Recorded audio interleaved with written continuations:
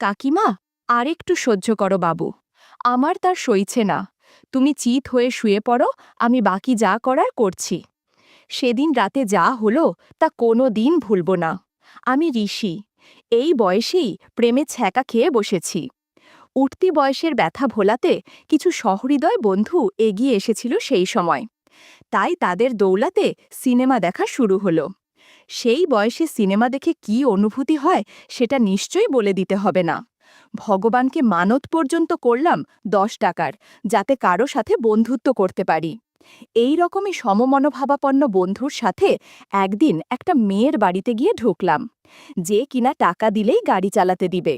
মোটামুটি ফর্সা একটা মেয়ে পছন্দ করে তার সাথে গিয়ে ঢুকলাম তার ঘুপচি ঘরে। 100 টাকায় বায়না করলাম। আগেই টাকা নিয়ে নিল সে। তারপর সোজা গাড়ি চালাতে শুরু করলাম। এটা ছিল জীবনের প্রথম অভিজ্ঞতা। যদিও প্রথমে একটু শব্দ করছিল, তারপর দেখি পাশের ঘরে চলা একটা গানের সাথে গলা মিলিয়ে গুনগুন করছে। ভাবেছিলাম কত কিছু, কিন্তু তা আর হলো না। কোনো আনন্দই পাচ্ছিলাম না। মনে হলো 100 টাকা পুরোটাই জলে গেল। ঢিলে ঢালা হলে যা হয় আর কি। মনে মনে প্রতিজ্ঞা করলাম যে আর এ মুখ হব না। কে আর শোনে কার কথা। আরও বেশ কয়েকবার গেলাম স্বেচ্ছায়, কিন্তু সেই জিনিসও বারবার। থেকে বসে রাতের বেলা আলোচনা করছি নির্ভরযোগ্য বন্ধুদের সাথে। ধুর, এদের সাথে কোনো আনন্দ নাই। এই জন্যে লোকেরা বিয়ে করে। পাপ্পু বলল, ঘরের বউরাও কোনো সাধু না। দেখিস না, ইংলিশ মিডিয়াম কলেজে বাচ্চাদের রেখে এদিক ওদিক ঘুরতে বেরোয় মায়েরা নতুন সঙ্গীর সন্ধানে। রাজু বলল, বাপুনের মাও তো আছে একই দলে। বাপুনের মা অর্থাৎ বুলা কাকিমা আমার পাশের বাড়িতেই থাকে। ওর ছেলে বাপুন আমার বন্ধু। পাড়ায় খুব একটা মেলামেশা করে না, একটু লাজুক ছেলে। ওর মাকে আমি বুলা কাকিমা বলে ডাকি। আমি কৌতূহল আটকাতে পারলাম না। রাজুকে জিজ্ঞাসা করলাম, তুই কি করে জানিস? রাজু কোনো সঠিক উত্তর দিতে পারল না। যা বলল সবই আমার জানা। এরপর অনেক অনুসন্ধান করেছি, কিন্তু কেউ কোনো প্রমাণ দিতে পারেনি যে বুলা কাকিমা সত্যি এরকম। সত্যি বলতে কি, বুলা কাকিমাকে আমার দারুণ লাগে। মুখটা পুরো মনমোহন সেনের মতো, স্টাইলিশ, চুলগুলো ঘন কালো, কাঁধ পর্যন্ত লম্বা, আর দারুণ ফর্সা। দেখলেই যেন মন ভালো হয়ে যায়।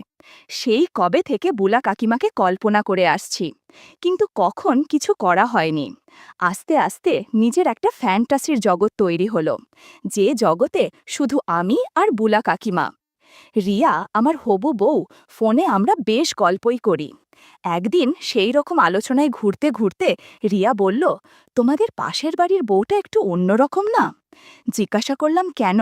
ও বলল, না, সেদিন বিউটি পার্লারে গিয়েছিলাম, দেখি উনি বিশেষ জায়গার ওয়্যাক্স করাচ্ছে। আমি বললাম, তুমি কি করে বুঝলে যে ওখানের ওয়্যাক্স করাচ্ছে?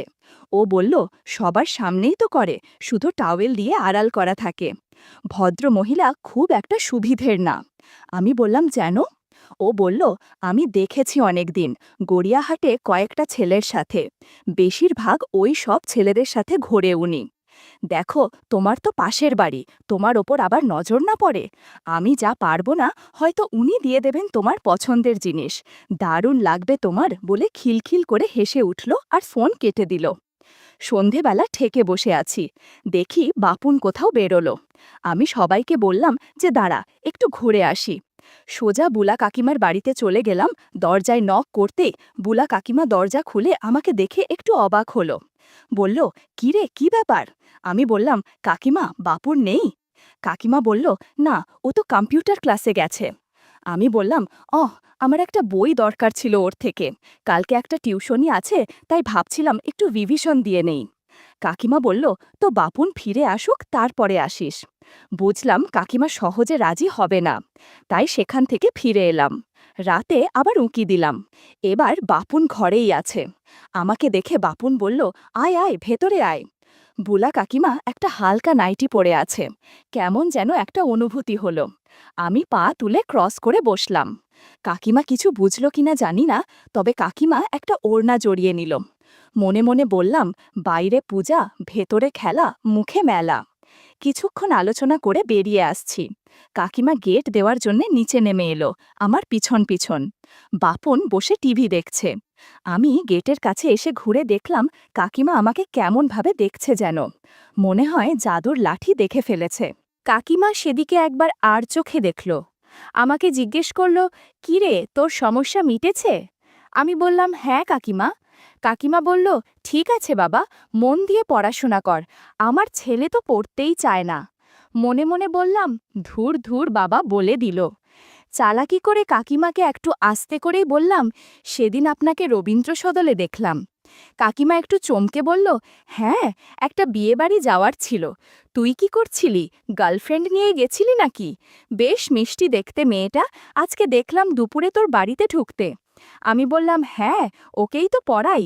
কাকিমা বলল, ও, ওকে পড়াস? বাহ, আগে তো আসতে দেখিনি কোনো দিন। আমি বললাম, না, আসলে মা বাবা নেই বলে আমি বাড়িতেই আসতে বলেছি কয়েকদিন। কাকিমা বলল, ও, তো মা বাবাকে বলে দিলেই তো পারিস। লুকিয়ে লুকিয়ে নিয়ে আসলে নানা লোকে নানা কথা বলবে, তাই না? ও একটা ইয়াং মেয়ে, বদনাম হবে, কি দরকার এসবের? আমি বললাম, না না, মা বাবা জানলে সমস্যা হবে।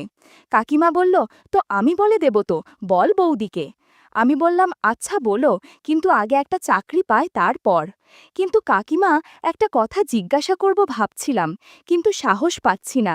আসলে আমার তো সেরকম বৌদি বা কেউ নেই যে জিজ্ঞাসা করব। কাকিমা বলল, কি? আমি বললাম, এখন না, একটু জরুরি কথা, কিন্তু তোমাকে বলার আগে আমার মানসিক প্রস্তুতি নিতে হবে, আর কারো সামনে বলতে পারবো না। কাকিমা কি যেন ভাবল, বোঝার চেষ্টা করল আমার চোখ মুখ দেখে, কিন্তু ওপর থেকে বাপুনের গলা ভেসে এলো, মা, কি হলো, এখনো গেট দিতে পারলে না? কাকিমা আমাকে বলল, কালকে আসিস, বাপুন না থাকলে। আমি বাড়ি চলে এলাম। সারা রাত বুলা কাকিমাকে নিয়ে নানান ফ্যান্টাসিতে ভেসে চলল মন। পরের দিন সন্ধ্যের জন্য অপেক্ষা করে রইলাম। দেখলাম যে বাপুন চলে গেল। এখন ওদের বাড়ির দিকে হাঁটা দিলাম। কাকিমা দরজা খুলে আমাকে ভেতরে আসতে বলল। কাকিমা একটা চেয়ারে বসল, আর আমি সোফার ওপরে বসলাম। বল, কি যেন বলবি বলছিলি কাল? আজ খুব সুন্দর দেখছে কাকিমাকে। হয়তো বাইরে গিয়েছিল কোথাও, তাই লিপস্টিক পরা রয়েছে। সুন্দর করে চোখে কাজল দেয়া, চুলগুল বারবার কপালের ওপর এসে পড়াতে বারবার হাত দিয়ে সরাচ্ছে। সুন্দর একটা নাইটি পরেছে, হাত কাটা। কে বলবে ওনার বয়স আর আমার মায়ের বয়স একই। ওনার আমার মতোই একটা ছেলে আছে। আমি আমতা আমতা করে বললাম, কি করে বলি বলে তো দিলাম, যে আপনার সাথে আলোচনা করব, কিন্তু কিভাবে বলবো বুঝতে পারছি না আসলে। আরে বলে ফেল, ভাবছিস কি এত? বুলা কাকিমা আমাকে তাড়া দিল। আমি অভিনয় করে বললাম, আসলে কাকিমা হয়েছে কি, সেদিন যে রিয়াকে আসতে দেখলে। কাকিমা বলল, কি হয়েছে বলবি তো? আমি বললাম, তুমি বলো, যে কাউকে বলবে না, তোমার ভালো না লাগলেও। কাকিমা বলল, ঠিক আছে ঠিক আছে, তুই বল, বেশি সময় নেই। আমি আর রিয়া বিদেশি বেলুন ছাড়াই আনন্দ করেছি। খুব ভয় লাগছে, কার সাথে আলোচনা করব ব্যাপারটা বুঝতে পারছিলাম না। বুলা কাকিমা একটু চুপ করে রইল, গম্ভীরভাবে। বুঝতে পারছি না, ঠিক হলো না, ভুল হলো তো? কাকিমা বলল, ওকে জিজ্ঞাসা করে নিস, ওর ডেট কবে, তাহলে বলতে পারবো। সংক্ষেপে ছেড়ে দিল আমাকে। কি করব বুঝতে পারছি না, চলে যাব না আরও আলোচনা চালাবো। আমি উঠে কাকিমার সামনে দাঁড়ালাম। ভাবছি, চলে গেলে এই শেষ, আর চান্স পাবো না, কিন্তু কি করি? কাকিমা আর চোখে আমার দিকে দেখলাম। সাহস করে বলেই ফেললাম, ওর তো অল্প বয়স, এই বয়সে কি হতে পারে? বোকা সেজে তবুও প্রসঙ্গটা চালিয়ে যাবার চেষ্টা করলাম। আসলে কাকিমা, আমি তো হোস্টেলে ছিলাম, তাই এত ধারণা নেই আমার। কাকিমা বলল, ঠিক আছে, তুই জেনে আমাকে জানাস, আমি বলে দেব, ফোন করলেই হবে, এটা বলার জন্যে লুকিয়ে আসতে হবে না। লে হালুয়া, কোনো রিয়াকশন নেই, কি হবে এবার? লাস্ট ট্রাই করি, যা হওয়ার হবে। আসলে ও এত জোর করল, আমি থাকতে পারিনি সেদিন। এই বয়সী মেয়ে কেন যেন ভালো লাগে না, ওকে বিয়ে করে কি করে সুখী হব তাও জানি না। বুলা কাকিমা চুপ করে রইল, মুখে বিরক্তিতে ভরা। আমি এগিয়ে এলাম কাকিমার দিকে, সাহস করে পায়ের কাছে হাঁটু গেড়ে বসে বললাম, আমার আপনাকে খুব ভালো লাগে, জানি না কেন। খুব গম্ভীর হয়ে গেল মুখটা ওনার। আমি তাও বলে চললাম, আমি সব সময় আপনাকেই কল্পনা করি। তারপর একটু ছক করে বললাম, পাড়ার ছেলেরা আপনার সম্বন্ধে খারাপ কথা বললে আমার খুব কষ্ট হয়, জানি না কেন। বুলা কাকিমা থম মেরে আছে, মুখে চোখে বিরক্তি। আমিও নাছোড়বান্দা। আমি উনার কোলে মাথা রেখে বলে চললাম যে, যাই বলুক, আমার আপনাকে ভালো লাগে। আপনার নাও লাগতে পারে। আপনি রাস্তা দিয়ে হেঁটে গেলে আমি অপলকভাবে তাকিয়ে থাকি। আবার ছক করে বললাম, সেদিন রবীন্দ্র সদন থেকে আপনি একটা ছেলের সাথে চলে গেলেন। আমার বুক ফেটে যাচ্ছিল, হিংসে হচ্ছিল আমার সেই ছেলেটার ওপরে। কি করব বলুন, আমি বেকার আপনাকে নিয়ে কোথাও বেড়াতে যাব বা দামি কিছু গিফট কিনে দেব, সেই ক্ষমতা আমার নেই। আমি অনেক আশা নিয়ে বোলা কাকিমার দিকে তাকালাম, দেখি মুখে চোখে সেই একই বিরক্তি। মনে মনে বললাম, এ তো সাধু সেজে লাভ নেই, সব জানি আমি। কোনো উপায় না পেয়ে জাদুর লাঠি তার হাতে দিলাম, তবুও কোনো উত্তর নেই। আর কোনো উপায় না পেয়ে আমি বেরিয়ে এলাম বুলা কাকিমার বাড়ি থেকে। ঠেকে বসে কি করলাম সেটা ভাবতে ভাবতে বহুদিন কেটে গেল। আমার ফ্যান্টাসি রয়ে গেল। দ্রুত রিয়ার সাথে বিয়ে ঠিক হয়ে গেল। আমিও ভাবলাম, আর কতদিন এইভাবে থাকা যায়, ঘরেই নিয়ে আসি ওকে। বৌভাতের দিন বুলা কাকিমা এলেন। সেই ঘটনার পরে আমিও এড়িয়ে যেতাম, আর উনিও আমাকে এড়িয়ে যেতেন। আজ আমাকে একা পেয়ে আমার কাছে এসে বলল, সেদিন রিয়ার ঘটনাটা নিশ্চয়ই সত্যি ছিল না, তাই না? আমি খুব লজ্জায় পড়ে গেলাম। উনি আমাকে বুঝে ফেলেছেন পুরোপুরি। আমি হাঁ করে ওনার দিকে তাকালাম। কাকিমা বলল, এখন রিয়ার সাথে বিয়ে হচ্ছে, এখন আর সমস্যা হবে না। ভালোভাবে গাড়ি চালাস আর বিদেশি বেলায় সাথে রাখিস। কাকিমার কথা শুনে আমি নিজের কানকে বিশ্বাস করতে পারছিলাম না। এবার যা, তোর বউ আবার সন্দেহ করবে যে আমার সাথে কি ফিসফিস করছিস। আমার মাথার মধ্যে বুলা কাকিমা ঘুরছে। অ্যারম বাউন্সার দেবে ভাবিনি, একদম মাথায় বল লাগলো। রিয়ার দিকে তাকিয়ে দেখি ও পরীর মতো সেজে ওর বান্ধবীদের সাথে হাসি ঠাট্টা করছে, মাঝে মাঝে আমার দিকে তাকাচ্ছে। এখনও সেরকম ভিড় হয়নি, পাড়ার লোকজন তো আস্তে আস্তে প্রায় ৯টা বাজবে। বুলা কাকিমা আজকে বেশ গুছিয়েই এসেছেন মনে হয়। আরও দু একজন পরিচিতকে পেয়ে বুলা কাকিমা সেদিকে ভিড়ে গেল। আমি আর চোখে বারবার দেখতে শুরু করলাম। আজ আমার ফুলসজ্জা, একদিকে নতুন বউ, একদিকে কাকিমা। কাকিমা আজকে দারুণ সেজেছে, সবুজ একটা বেনারসি পরেছেন, সাথে স্লিমলেস ব্লাউজ। আমার মায়ের পাশে দাঁড়িয়ে আছেন উনি, দেখে মনে হচ্ছে যে রিয়ার কোনো বান্ধবী। রিয়াকেও আজ ডানাকাটা পরি ছাড়া আর কিছুর সাথে তুলনা করা যায় না। কলকাতার টপ মেকআপ আর্টিস্ট ওকে আজ যত্ন করে সাজিয়েছে। কিন্তু আমি ঘুর করতে শুরু করলাম বুলা কাকিমার আশেপাশে। বুলা কাকিমা সেটা বুঝেও আমাকে প্রশ্রয় দিচ্ছিল। জানি না কেন, কেমন একটা মনে হচ্ছিল লোকজনের ভিড় এড়িয়ে বুলা কাকিমাকে নিয়ে কোথাও চলে যাই, কিছুক্ষণ সময় কাটিয়ে আসি। সেটা সম্ভব না, ভালো করেই জানি। কাকিমা আমার দিকে কপট রেগে বললেন, আজকে তো নতুন বউ, আমার মতো বুড়ি হঠাৎ কেন পছন্দ? বলেই আমার উত্তরের অপেক্ষা না করে অন্যদিকে চলে গেল। আমি জানি এবার সময় আর সুযোগের সন্ধানে থাকতে হবে, শুধু ধৈর্য ধরে অপেক্ষা করতে হবে। আস্তে আস্তে ভিড় ফাঁকা হয়ে এলো। সবাই বিদায় নিচ্ছে নবদম্পতিকে শুভেচ্ছা জানিয়ে। বুলা কাকিমা রিয়ার দিকে এগিয়ে গিয়ে কি বলল যেন, রিয়া লজ্জায় লাল হয়ে গেল। রাতে রিয়ার সাথে অনেক সময় কাটিয়েছি, কিন্তু প্রতিবার বুলা কাকিমার কথা মাথায় আসছিল। বিয়ের পর রিয়াকে আড়াল করে করে অনেক কথা বলেছি বুলা কাকিমার সাথে। যখনই কথা হতো আমার আর রিয়ার ব্যাপারে জিজ্ঞাসা করত, আমি ভালো করে গাড়ি চালিয়েছি নাকি, এইসব। আমিও খোলামেলাভাবে গুছিয়ে বলতাম। একদিন ফোনে আমি রেগে গিয়ে বলেই দিলাম, আচ্ছা সত্যি করে বলো তো, তুমি কি আমাকে গাড়ি চালাতে দেবে না কাকি? কাকিমা বলল, সেটা যে সম্ভব না তুই ভালো করে জানিস। আমি রাগে ফোনটা কেটে দিয়েছিলাম। এরপর বহুদিন কথা হয়নি। একদিন আমি এক ভদ্রলোকের সাথে দেখা করতে টলিগঞ্জ গেছি। ফেরার সময় দেখি একটা অটোতে করে বুলা কাকিমা ফিরছে। আমাকে দেখে অটো থামিয়ে আমাকে উঠতে বলল। আমি উঠব না, তাও জোর জার করে অটোতে উঠালো। অটোওয়ালাকে বলল, ভাই গলফ ক্লাবের দিকে নিন তো। আমরা গল্ফ ক্লাবের নির্জন রাস্তা দিয়ে হাঁটা শুরু করলাম। কাকিমা প্রথমে বলল, রেগে আছিস কেন? নানা কথাবার্তায় রাগ কমল। ঠিক হলো যে যখন সুযোগ হবে বুলা কাকিমা আমাকে ডাকবে।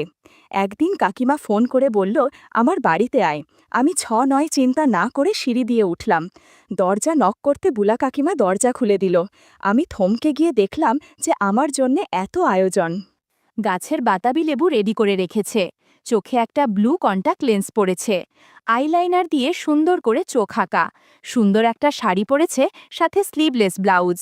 আমি ঢুকেই ভালো করে দেখলাম কাকিমাকে। যুবতী মেয়ের মতো অপেক্ষা করছে আমার জন্য। বুক ধকধক করছে, এতদিনের স্বপ্ন পূরণ হওয়ার লক্ষ্যে এগিয়ে এসেছে। বুলা কাকিমা আমার দিকে তাকিয়ে আছে, আমিও ওর গভীর চোখের দিকে তাকিয়ে আছি। আস্তে আস্তে করে বলল, কিরে, গাড়ি চালাবি না? বুলা কাকিমার ধৈর্য শেষের দিকে। আমি বললাম, শাড়ি আর পেটিকোট উজে নাও, তারপর এখানে বসো। কিছুক্ষণ পর গাড়ি চালাতে শুরু করলাম। কাকিমা বলল, হায় ভগবান, আমি বোধহয় শেষ হয়ে যাব, আস্তে আস্তে চালাও। ইউটিউবের করা নিয়মের কারণে কিছু ঘটনা সরাসরি বলা যাচ্ছে না। তোমরা কমেন্টে দেয়া লিঙ্ক থেকে আমার ওয়েবসাইট ভিজিট করো, সেখানে একদম মনের মতো গল্প দেয়া আছে, যেগুলো ইউটিউবে পাওয়া যায় না। সারা ঘরে অদ্ভুত শব্দ। কাকিমাকে বললাম, প্লিজ চেঁচামেচি কর না। উপায় না পেয়ে কাকিমার মুখে একটা রুমাল দিয়ে দিলাম। আরও 20 মিনিট পর কাকিমাকে বললাম, আশীর্বাদের প্রসাদ খাবে নাকি? কাকিমা একবারে তৈরি হয়ে গেল। তারপর কাকিমাকে প্রসাদ খাইয়ে আশীর্বাদ করে বললাম, ভগবান তোমার মঙ্গল করুক। একটু পর আমরা সেখানেই বিশ্রাম নিচ্ছি। কাকিমা বলল, রিয়ার কি হবে? আমি বললাম, কি হবে আবার, ও আমার সাথেই থাকবে। রাতে ওর সাথে সময় কাটাবো, তুমি কোনো চিন্তা করো না, আমি তোমাকেও সময় দিব। সেদিন রবীন্দ্র সদনে ওই ছেলের সাথে কি করছিলে বলো তো? কাকিমা বলল, এতক্ষণ যা করেছি ওই ছেলের সাথে ঠিক একই কাজ করেছি। রবীন্দ্র সদনে পূর্ব দিকে একটা ফাঁকা পরিত্যক্ত বিল্ডিং আছে, ওইখানে প্রায় দিনই আমি যাই কারো না কারোর সাথে। আমি বললা, কেন, কাকাবাবু তোমাকে সময় দেয় না গো? কাকিমা বলল, তোর কাকাবাবুর কথা ভুলে যা, কাজে যায় আসে, 3 বেলা খাবার খায় আর ঘুমায়, আমার দিকে ফিরেও তাকায় না। আমারও তো কিছু দরকার, তাই না বল? তাছাড়া তোর বয়সের ছেলেদের সাথে বন্ধুত্ব করতে আমার ভালো লাগে। আজ পর্যন্ত যতজনের সাথে বন্ধুত্ব করেছি তারা সবাই তোর বয়সের। শোনো কাকিমা, আজ থেকে তুমি শুরু, আমার সাথে থাকবে, ওদের কথা ভুলে যাও। কাকিমা জাদুর লাঠি ধরে প্রতিজ্ঞা করল, এখন থেকে আমার সাথে সময় কাটাবে, আর যখন দরকার হবে তখন বাড়িতে ডেকে নিবে। সেদিনের পর থেকে আমার বউ রিয়ার পাশাপাশি কাকিমার সাথে সংসার করতে শুরু করলাম।